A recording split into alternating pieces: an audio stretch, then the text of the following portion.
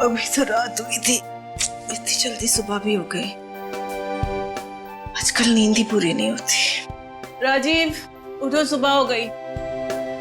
राजीव उठो, नहीं तो ऑफिस जाने में देर होगी। राजीव, मैं नहाने जा रही हूँ। क्या है, सुन ही नहीं रहे हो? तुम्हारी तबीयत तो ठीक है? राजीव, तुम्हें तो बुखार हो रहा है।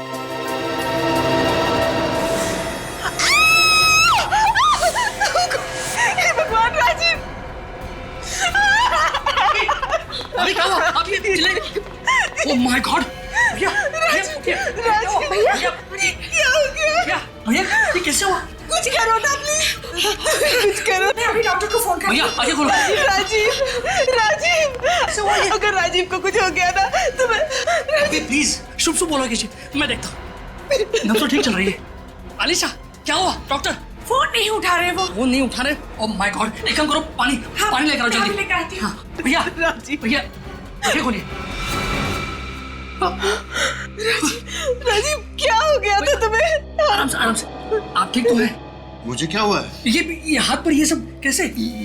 निशा, ये इतना सारा खून और इतनी सारी खरोंचे मेरे शरीर पर कैसे आ गई? तुम नहीं जानते? तुम्हें नहीं पता ये कैसे हुआ? ये हो कैसे सकता है? हाँ?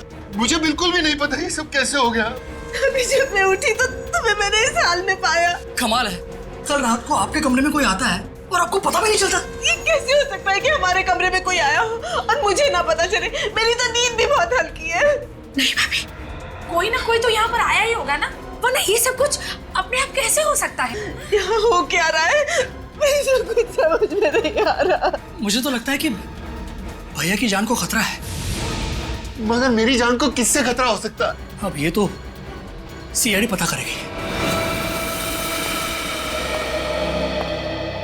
तो कल रात नींद में आप पे किसी ने हमला किया और ना ही आपको पता चला और ना ही आपकी वाइफ निशा जी को।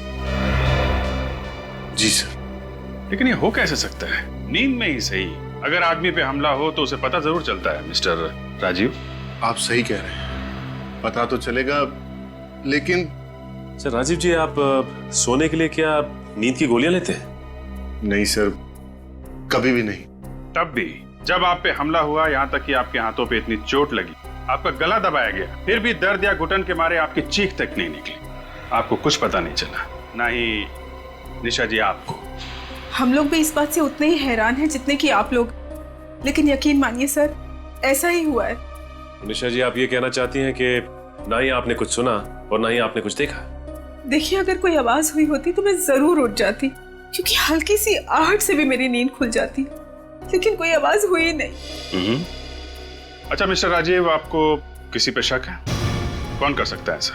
सर मेरी किसी के साथ कोई दुश्मनी नहीं है। अगर आपकी किसी से कोई दुश्मनी नहीं है तो फिर ये सब कैसे हो? सर अगर आप बार बार मुझसे एक ही सवाल पूछेंगे तो मेरा एक ही जवाब होगा, ये कैसे हुआ, क्यों हुआ, किसने किया, मुझे कुछ नहीं पता, मुझे कुछ भी नहीं पता सर। भैया प्लीज संभालिए प्लीज। कमरे में घुसने के दो रास्ते हैं, खिड़की से या फिर दरवाजे से। खिड़कियां तो अंदर से बंद थी और दरवाजा खुला हुआ था, और दरवाजे के बगल में आपका कमरा है। जी हाँ, हमारा कमरा वही है। तो आपको भी कोई आवाज नहीं सुनाई थी? कोई आहट नहीं आई किसी के चलने की, दौड़ने की, किसी के आने जाने की? नहीं सर, हमने भी कोई आवाज नहीं सुनी। कमाल है, ना किसी ने कुछ सुना ना किसी ने देखा। तो फिर हुआ क्या इस कमरे में? एक काम करो, तुम और निखिल यहीं पे रुको, इस घर में।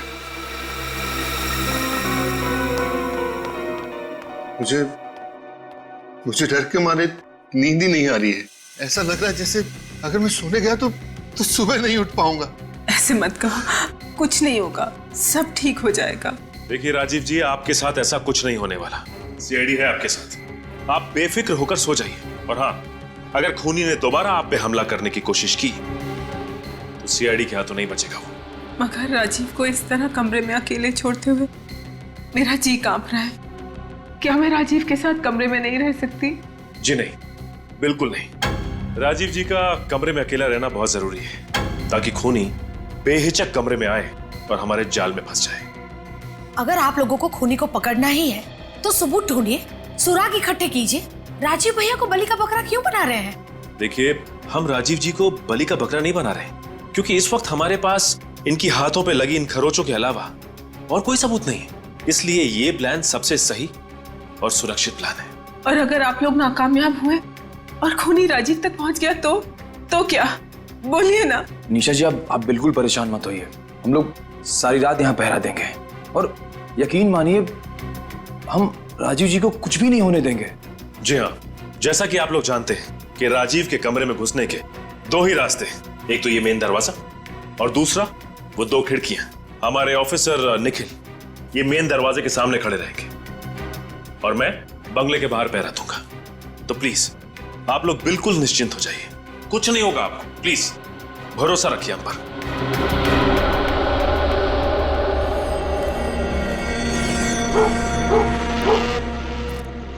निखिल, सब कुछ ठीक ठाक है वहां पे? हाँ सर, सब ठीक है, कुछ भी गड़बड़ नहीं है सर। चलो अच्छी बात है। इस राजीव के कमरे के दरवाजे पे ना नजर गड़ा के रखो। सर बिल्कुल गड़ी हुई है। सर आपको कुछ दिखा क्या? नहीं निखिल, अब तक तो कुछ नहीं दिखा। एक बात पूछूं आपसे? हाँ पूछो। आपको रात भर जागने में कोई दिक्कत नहीं होती सर? नहीं भाई, मुझे तो कोई दिक्कत नहीं होती। क्यों, तुम्हें दिक्कत हो रही है क्या? नहीं सर, मैं तो बचपन से स्काउटिंग कैंप में था तो रात भर जागने की अच्छी खासी आदत लग गई सर। वो आदत अभी काम आ रही है सर। ये तो बड़ी अच्छी बात है। एक काम करता हूँ, मैं तुम्हारी सिफारिश एसीपी साहब से करता हूँ। तुम्हारी ड्यूटी किसी ऐसी जगह लगाते हैं जहाँ पे रात भर जागना पड़े, है कि नहीं? नहीं सर, मैं तो ऐसे ही बोला था सर। मैं तो बस एक minute sir. Nisha ji please, आप अभी तक सोई नहीं? जिस औरत के पति की जान खतरे में हो उससे भला नींद नसीब कहाँ से होगी? निशा जी, आप खामा परेशान हो रही हैं। मैं थोड़ी देर पहले देख के आया हूँ, राजीव जी अंदर आराम से सो रहे हैं। तो प्लीज आप जाइए और आप मुझे एक बार उन्हें देख लेने दीजिए। ठीक है निशा जी, प्लीज मुझे देख लेने दीजिए, मेरी चिंता दूर हो जाएगी। निशा, मिल लो तो राजीव से। सर आइए।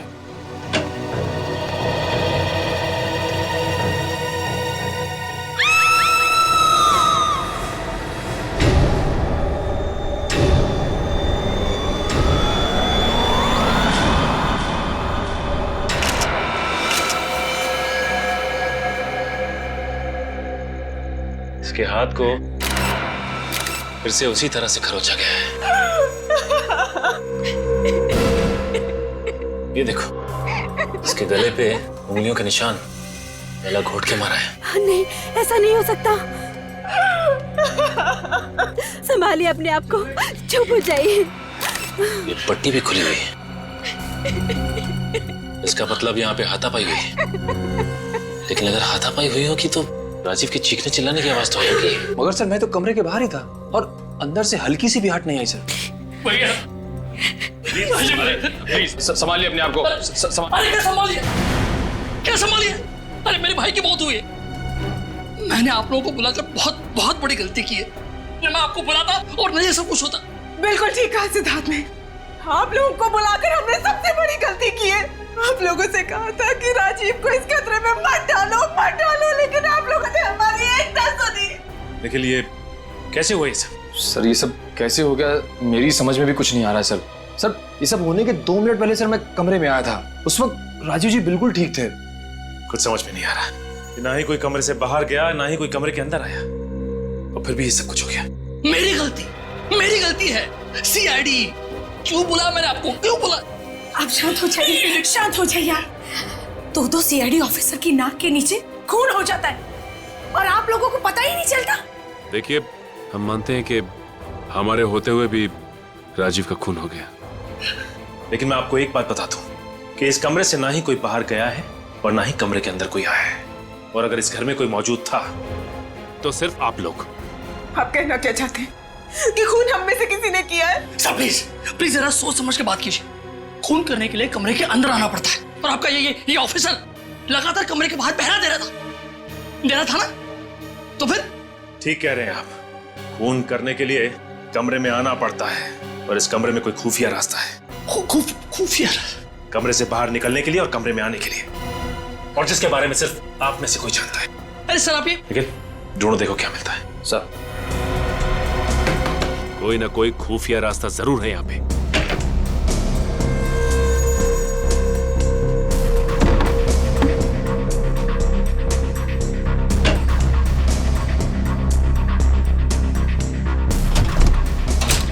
ये क्या है? ये तो खुला हुआ है। निशा जी, इस लॉकर में कुछ था या ये लॉकर पहले से ही खाली था? लॉकर? ये लॉकर खाली कैसे हो गया? इसमें तो मेरे गहने थे। इस लॉकर में आपने गहने रखे थे? इन गहनों को आखिरी बार कब देखा आपने? 2 दिन पहले। 2 दिन पहले? इसका मतलब खून के साथ साथ यहाँ पे चोरी भी हुई है। सर इस खून की वजह इन गहनों की चोरी तो नहीं है? नहीं निखिल, ये खून गहनों की चोरी के लिए नहीं किया गया है, वरना खूनी सिर्फ गहने चुराता। राजीव का खून नहीं करता वो। बात कुछ और ही है। हेलो, क्या? एक और खून? कहां पे? आइए आइए, इस तरफ आइए।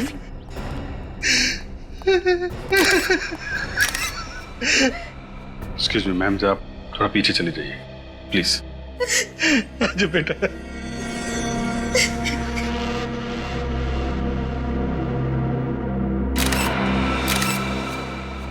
इसकी भी मौत बिल्कुल राजीव की तरह हुई है।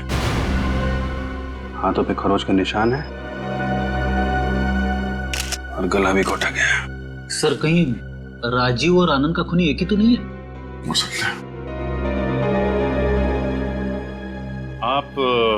आप राजीव कुमार को जानते हैं? राजीव कुमार? जी हाँ, राजीव कुमार। उनका घर गोपालपुरा में है। जानते हैं उन्हें आप? जी नहीं। कौन है वो? एक्चुअली राजीव कुमार का भी खून हो गया है, और ठीक उसी तरीके से जैसे आनंद को मारा गया है। जिस किसी ने भी मेरे आनंद को मारा है, उसे नरक में भी जगह नहीं मिलेगी। सर, आप इनके खूनी को ढूंढेंगे ना? आप फिक्र मत कीजिए, हम लोग जल्द से जल्द उसका पता लगाएंगे। आप आनंद के कौन है? जी मैं इसका चाचा हूँ। रोज सुबह मैं और आनंद टहलने जाते थे। सोचा नहीं था कि अब और आनंद को इस हाल में सबसे पहले आपने ही देखा? जी। आप यही रहते? जी हाँ सर, बचपन में ही आनंद के माँ बाप गुजर गए थे। चाचा जी ने इनको पाल पोस कर बड़ा किया। आनंद ही हमारे जीने का सहारा था। देखिए, संभालिए अपने आप को। एक बात बताइए, आप लोगों को किसी पे शक है? इनकी कोई खास दुश्मनी नहीं थी किसी से। अच्छा ये बताइए कि आपके यहाँ कोई लूटपाट हुई है क्या? लूटपाट? हाँ, गहनों की चोरी हुई है क्या यहाँ पे? मैंने देखा नहीं सर, देखकर बताती हूँ। प्लीज जरा देखिए।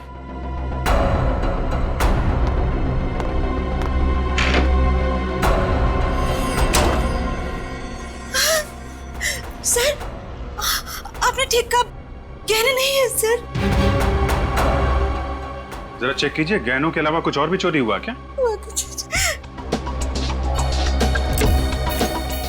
सर, बाकी चीजें सब अपनी जगह पर ठीक है।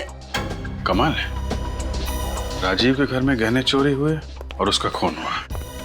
यहाँ भी गहनों की चोरी और आनंद का खून। कोई ना कोई कनेक्शन तो है दोनों की मौत में।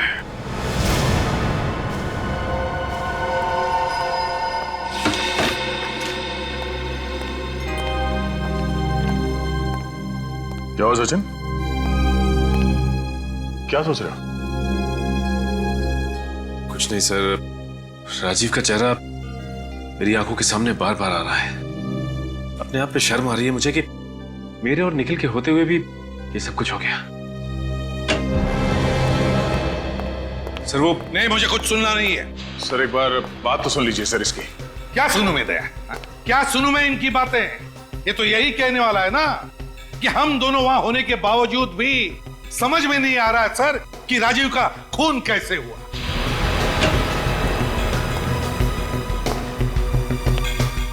सर क्या पता चला? बस इतना ही बताओ मुझे, और कुछ सुनना नहीं है। क्या पता चला, बताओ। सर पता चला है कि राजीव और आनंद दोनों के बैंक अकाउंट्स खाली हैं सर। कैसे? सर उन दोनों ने खुद ही अपने अकाउंट्स खाली किए हैं सर। अच्छा, राजीव और आनंद दोनों ने अपने अकाउंट्स खाली कर दिए? कैसे? ये कैसे हो सकता है?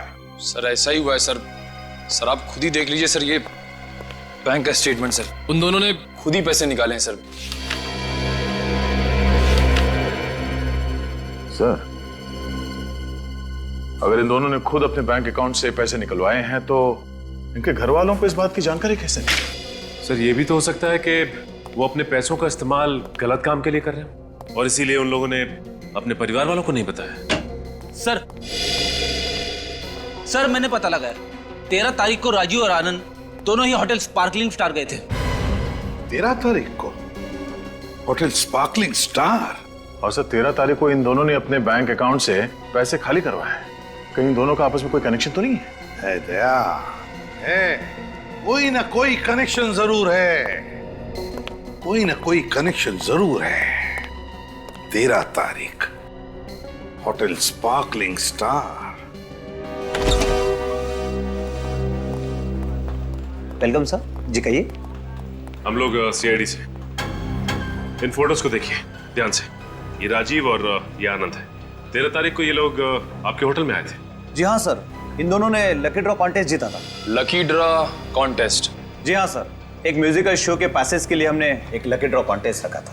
अच्छा ये बताइए कि ये दोनों जब आए थे तो अकेले आए थे या साथ में कोई और भी था? सर इनके साथ इनकी पत्नी आई थी। ओह आई सी। अच्छा जिस वक्त लोग यहाँ पे आए थे उस वक्त उनकी किसी के साथ कोई बहस हुई हो, किसी के साथ कोई लड़ाई, कुछ याद है आपको? नहीं सर, ऐसा तो कुछ नहीं हुआ था। ऐसा कुछ भी नहीं हुआ था? अच्छा ये बताइए कि आपस में उन लोगों की बात हुई थी क्या? सर जहां तक मुझे याद है उन दोनों के बीच में ज्यादा बातचीत नहीं हुई थी, लेकिन सर हुआ क्या है? इन दोनों की मौत हो चुकी है। मौत हो चुकी है? जी हाँ, और उनकी मौत के सिलसिले में हम लोग पूछताछ कर रहे हैं। देखिए मुझे तो कुछ गड़बड़ लग रही है, क्योंकि उन दोनों का इसी होटल में आना, जबकि दोनों एक दूसरे को जानते तक नहीं थे। सर आपका कहने का मतलब है कि राजीव और आनंद को यहाँ पे जानबूझ के बुलाया गया था? हाँ निखिल, मुझे तो ऐसा ही लगता है। मगर सर अगर उन्हें यहाँ जानबूझ के बुलाया गया था तो खूनी उन्हें यही मार सकता था। 4 दिन के बाद उन्हें उनके घर पे मारने की क्या जरूरत थी? यही तो और इन दोनों के घर से गहने भी गायब हैं। और जिस वक्त राजीव और आनंद इस होटल में थे उस वक्त उनके बैंक से पैसे निकाले गए, जबकि रिकॉर्ड्स के हिसाब से उन दोनों ने पैसे खुद ही निकाले हैं बैंक से। सर कहीं सब कुछ हमें गुमराह करने के लिए तो नहीं किया जा रहा है? हाँ निखिल, ये सब हमें गुमराह करने के लिए ही किया जा रहा है। और मुझे लगता है कि इस गुत्थी का राज इस होटल स्पार्कलिंग स्टार में ही है। हाँ साउंड के। हाँ आइए आइए, बहुत सही वक्त पर आए आप लोग। एक बहुत जरूरी बात बतानी है आप लोग। यही ना कि राजीव और आनंद को गला घोट के मारा गया? फ्रेडी, मैं मजाक के मूड में बिल्कुल नहीं हूँ। अरे सर मैं मजाक नहीं कर रहा हूँ, मैं हमेशा पते की बात करता हूँ सर। बस हो गया बॉस, इस केस में एक नहीं 2 खूनी हैं, 2 खूनी? हाँ, और उन खूनियों का नाम है राजीव और आनंद। राजीव और आनंद? वो कैसे? बॉस राजीव और आनंद ने खुद ही खुद का खून किया है। ये तो क्या कह रहा है साउंड के? ये कैसे हो सकता है? क्योंकि सर राजीव और आनंद दोनों के नाखूनों में से हमें खाल के टिश्यूज मिले। खाल के टिश्यूज मिले? हाँ सचिन, और ये टिश्यूज राजीव और आनंद दोनों के खुद के ही है। क्या राजीव और आनंद के नाखूनों में उनके अपने खाल के टिश्यूज मिले? हाँ, उनके अपने खाल के टिश्यूज? ऐसी क्या वजह हो सकती है जो इन्होंने अपने आप को इतनी बुरी तरह से खरोंच लिया और फिर गला भी दबा लिया? मगर सर कोई खुद का गला दबा के अपने आप को कैसे मार सकता है? मार सकता है फ्रेडी, अगर उसे किसी ने सम्मोहित किया हो तो। हिप्नोटाइज किया हो तो। फिर तो सर ऐसा ही हुआ होगा, क्योंकि राजीव को पता ही नहीं चला कि उस पर किसी ने हमला किया था। मगर सर, राजीव और आनंद दोनों अपने अपने कमरे में अकेले थे, फिर इन दोनों को हिप्नोटाइज किसने किया होगा? फ्रेडी, ये जरूरी नहीं कि सम्मोहित करने वाला, हिप्नोटाइज करने वाला सामने ही हो। किसी आवाज से भी सम्मोहित किया जा सकता है किसी को। मुझे तो लगता है राजीव को किसी ने आवाज से सम्मोहित किया, लेकिन वो आवाज जरूर घर में किसी ने तो सुनी होगी। काम करो, राजीव और आनंद दोनों की बीवियों को ब्यूरो में लेकर आओ। आइए।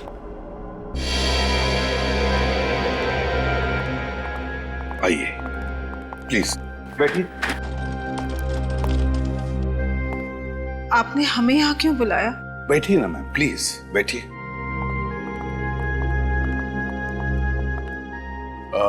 निशा जी और सोनल जी, जब रात को आप लोग सो रहे थे, उस वक्त आप लोगों ने कोई आवाज सुनी थी?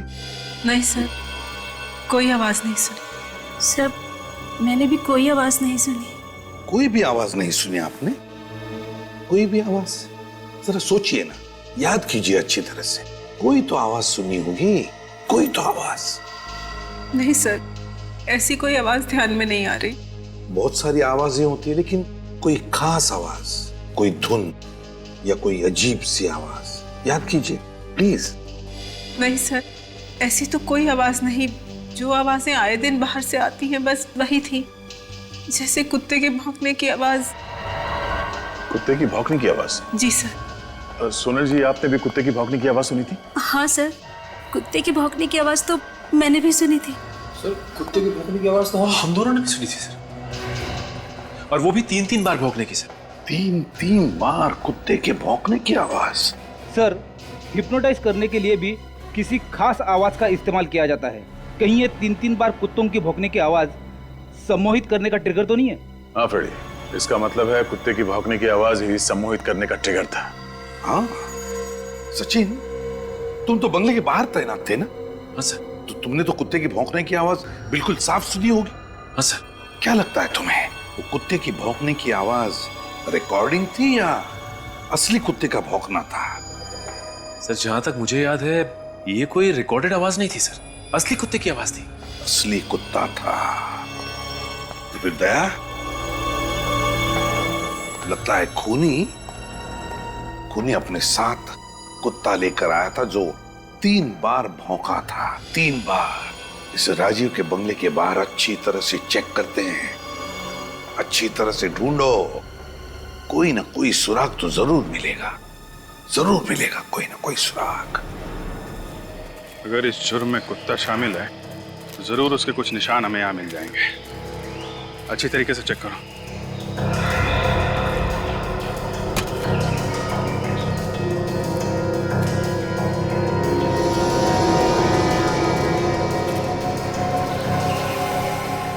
सर, ये देखिए पैरों के निशान।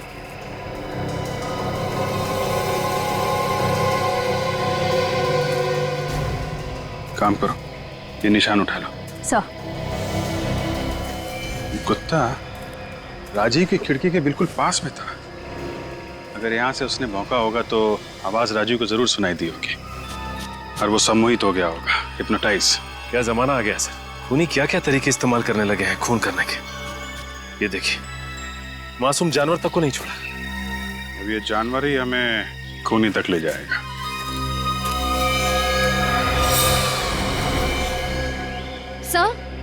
सर ये देखिए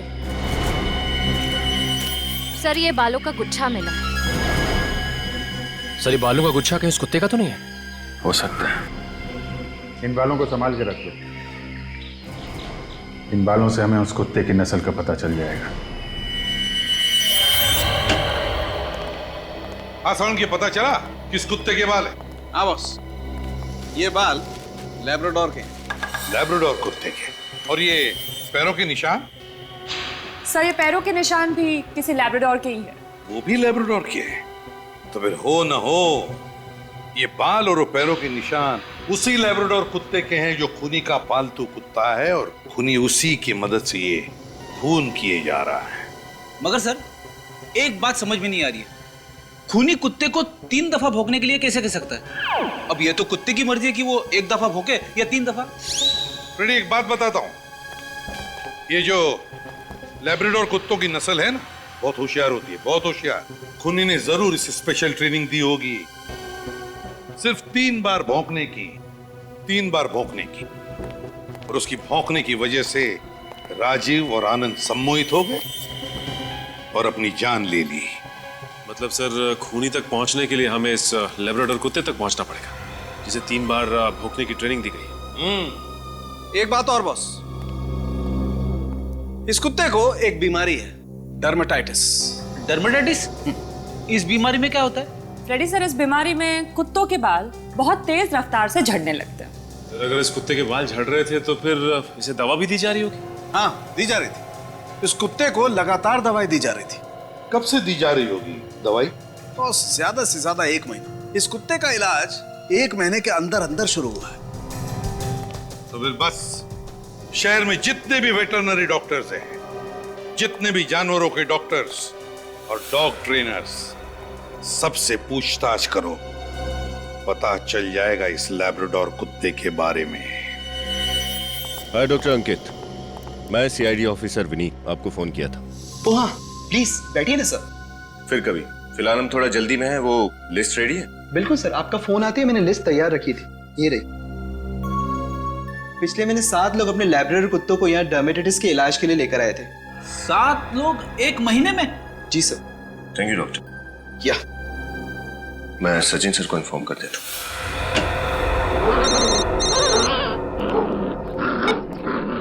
अवनीत, लिस्ट मिल गई है? हाँ सर, लिस्ट मिल गई है। ओके सर, पिछले महीने 7 लोग अपने लैब्राडोर्स को डर्मेटाइटिस के इलाज के लिए यहाँ लाए थे। क्या 7 लैब्राडोर? एक काम करो, उनके मालिकों के नाम हमें एसएमएस कर दो। Okay sir. Thank you. या भाई साहब, आप इन कुत्तों के ट्रेनर हैं? जी हाँ। आप लोग? हम लोग सीआईडी से। मैं इंस्पेक्टर सचिन और ये सब इंस्पेक्टर निखिल। ओह, कहिए मैं आप लोगों की क्या मदद कर सकता हूँ? बस ये कुत्तों के बारे में कुछ जानकारी चाहिए थी, प्लीज। जानकारी? कैसी जानकारी? आप ये बताएंगे कि पिछले 1 महीने में यहाँ ऐसे कितने लैब्राडोर्स आए थे जिन्हें आपने खास ढंग से भौंकने की ट्रेनिंग दी हो? 1 मिनट, अभी पता चल जाएगा, प्लीज।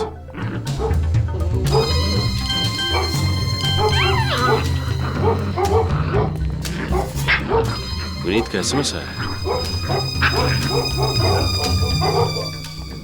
ये देखिए, ये 9 लैब्राडोर्स की लिस्ट है। लैब्राडोर्स? सर, मेरी समझ में नहीं आ रहा है कि आप लोग सीआईडी से हैं और इस कुत्तों के ट्रेनिंग सेंटर में क्या? वो क्या है कि किसी ने मासूम कुत्ते का इस्तेमाल जुर्म के लिए किया है। ओह, हमारे लिए ये जान पाना बड़ा मुश्किल हो जाता है कि कौन सी ट्रेनिंग लोग किस तरह इस्तेमाल करेंगे। वो तो हम समझ सकते हैं।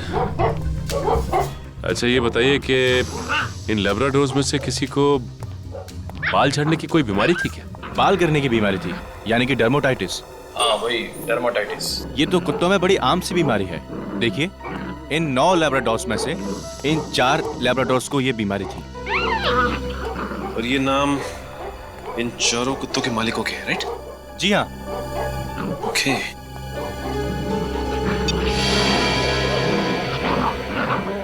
ये देखो निखिल, जो एसएमएस विनीत ने भेजा है उसमें भी इन 4 लोगों के नाम है।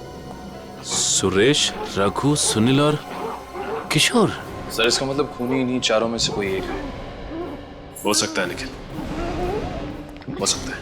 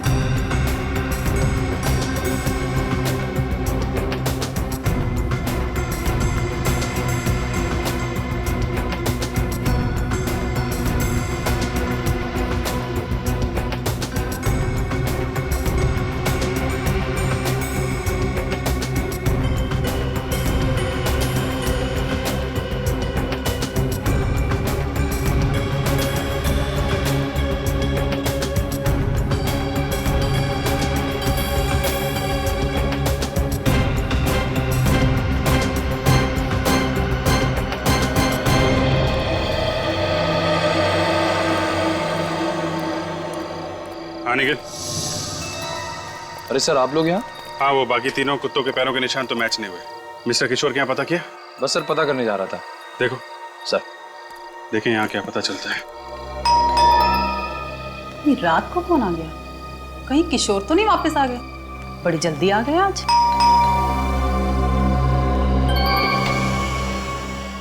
जी कहिए।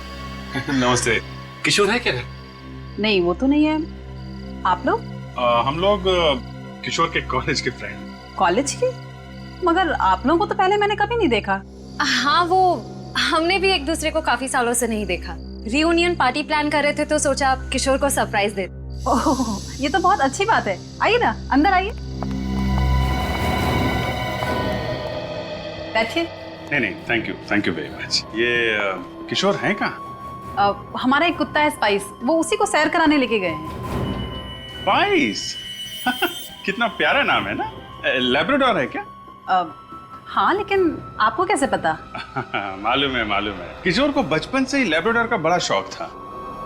अच्छा ये बताइए कि किशोर स्पाइस को रात में ही लेके जाते हैं सिर्फ, या दिन में भी घुमाने ले जाते हैं? जब फुर्सत होती है तब चले जाते हैं। अभी 2 दिन पहले ही देर रात तक उसके साथ सैर कर रहे थे। 2 दिन पहले?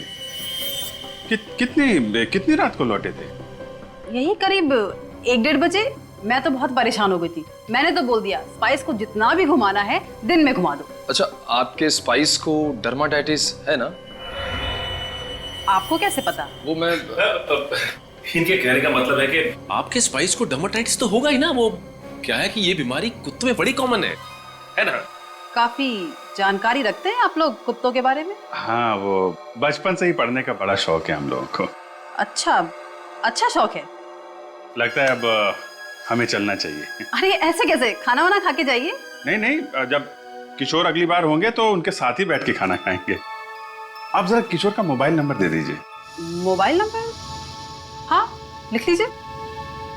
412 342 289। Thank you. ओके, नमस्ते।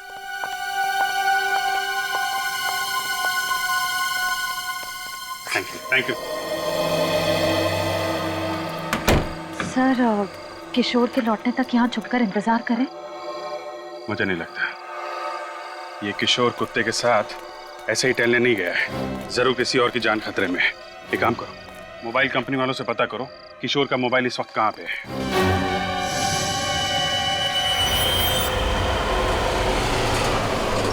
सर, किशोर का मोबाइल यहीं पास में दिखा रहा है। सर, हम उसके मोबाइल के और करीब आ गए। वैन खड़ी है ना? सर वो देखिए, एक आदमी कुत्ते को लेकर वैन की तरफ जा रहा है। सर, कहीं ये आदमी किशोर ही तो नहीं है?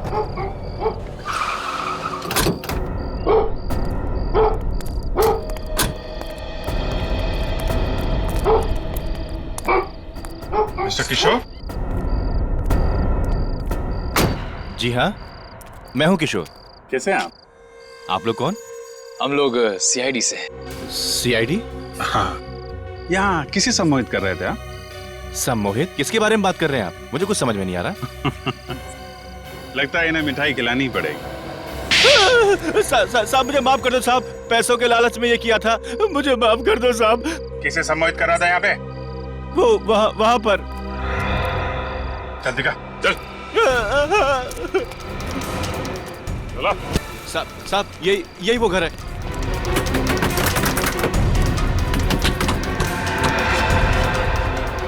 तोड़ दो दरवाजा।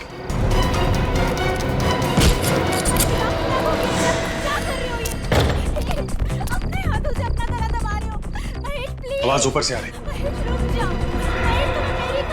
चलिए चलो।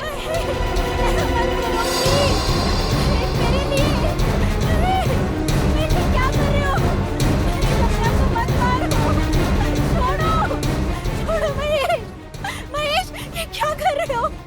क्यों नहीं मान रहे हो?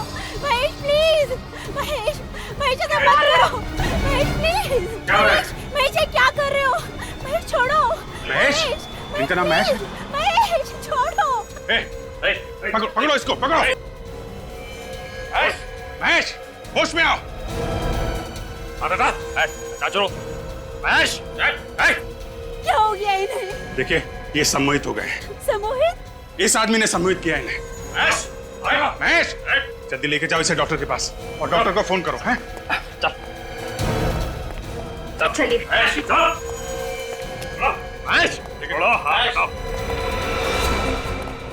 क्या क्या तुमने? हैं?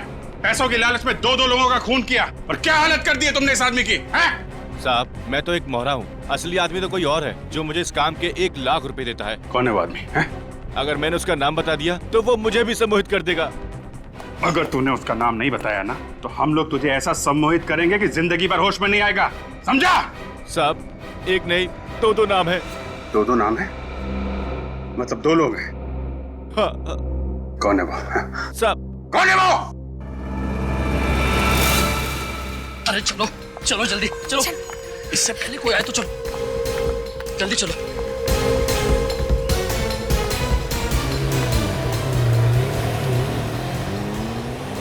चलो अरे चलो। अरे कहाँ जा रहे हैं? सैर सपाटे पे। हम लोग भी साथ में चलते हैं आपके। अरे आप लोग सर यहाँ पर? हमारा भी सैर पे जाने का मन कर रहा है। नहीं, हम कोई सैर वैर के लिए नहीं जा रहे, बहुत ही जरूरी काम से बाहर जा रहे हैं। वैसे इस वक्त जेल जाने से ज्यादा जरूरी काम क्या हो सकता है? जेल? हम क्यों जाएंगे जेल भला? अरे तुम वक्त क्यों बर्बाद कर रहे हो? चलो चलते हैं, चलो। ज्यादा नाटक मत करो, समझे? सर लेकिन हम लेके जाएंगे जेल तुम्हें। हिप्नोटिज्म, गहने, बैंक अकाउंट, खून, बताओ क्यों किया तुमने ये सब? कम समय में पैसा कमाने का इससे अच्छा और कोई रास्ता हमें नजर नहीं आया। कॉलेज के समय से ही मैंने सम्मोहित करने की कला को सीख लिया था, तो फिर मैंने सोचा कि क्यों ना इसका इस्तेमाल अमीर बनने के लिए किया जाए। वाह रे वाह, इसलिए सीखा था तुमने हिप्नोटिज्म कॉलेज में, ये करने के लिए?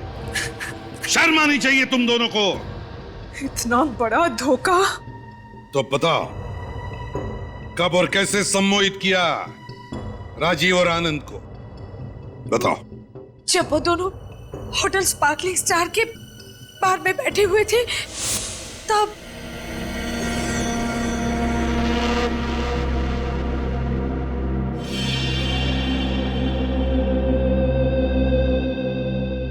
Yes ma'am.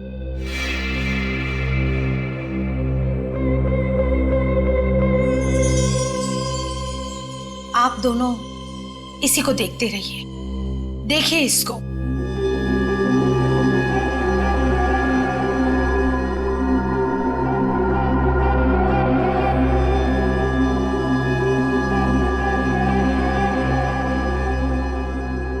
अब आप दोनों पूरी तरह से मेरे काबू में हैं।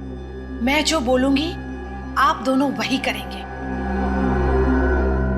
देखते रहिए इसे।